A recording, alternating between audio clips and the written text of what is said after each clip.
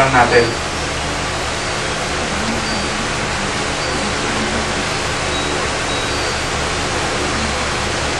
Kailan mo ulit itong nagamit? Nakaraan lang. Hindi ko na matandaan eh. Sobra kasing busy. Okay.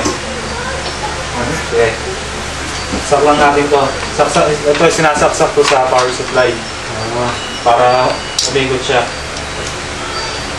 So, hindi na iinit kagad yung CPU mo.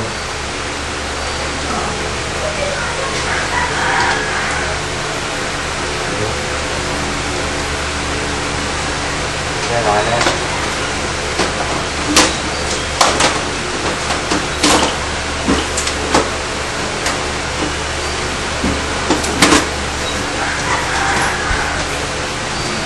Lalak natin to para hindi siya bumubukas.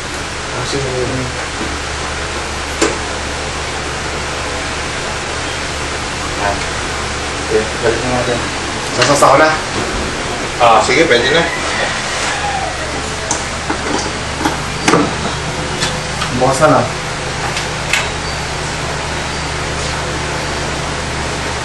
Yan. Gumagana rin yung exhaust fan mo para ma-regulate niya yung init sa loob. So, hindi na ganun siya kainit pagka nagkataon. Hindi na. Hindi na siya. Kasi nare-regulate niya yung init sa loob.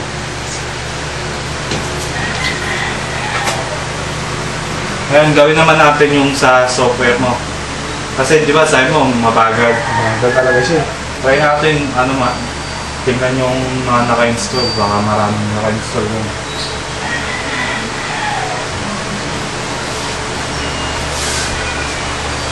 Ito, walang dahilan to.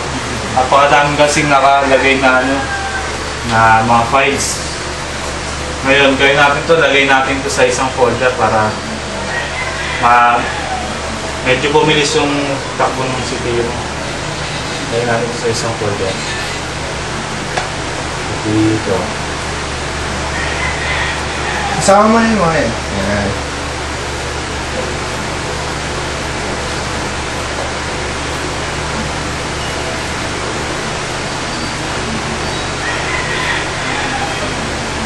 Yan, di ba nagmukha na siyang malinis. Saka medyo bibilis na yung ano mo. Tapos yan din natin yung startup.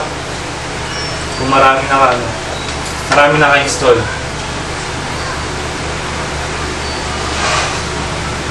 Yan, medyo mabagal nga. Yan na. Talagang mabagal. Okay lang naman pala yung sa startup eh. Marami siyang error. Mamaya, baka maano natin yan, maayos natin yan. Na-maintenance mo ba to? Hindi nga eh. Hindi ako marunong mag-maintenance ng computer. Hindi ka marunong. Ay, papakita ko na lang sa'yo. Kasi yun yung the best way yung para ma-organize yung files mo para papabilis na rin. Sige. Ano naman ito? So, halika dito. Ito nga po may maintenance. Punta ka sa control panel.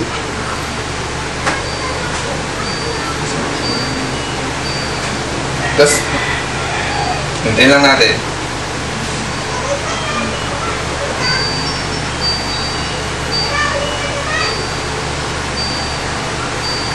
Meron ka namang mga antivirus dyan. Meron naman.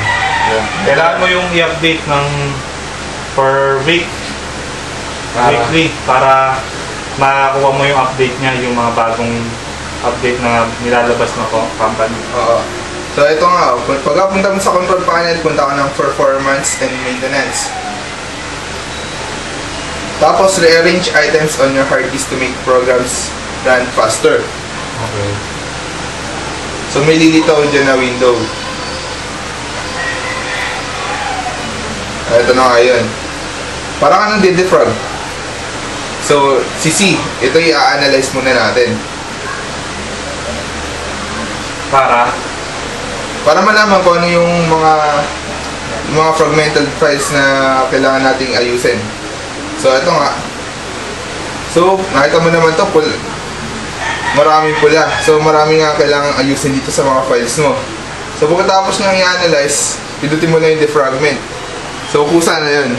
Hintayin mo na lang matapos. Tapos, okay na yun. Okay na yun. Close mo na. Sige.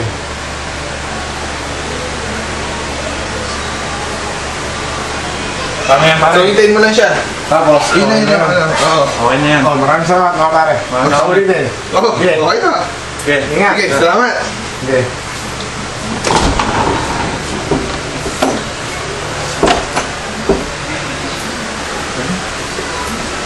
Mga pare, ingat ha. Okay. Sige. Sige.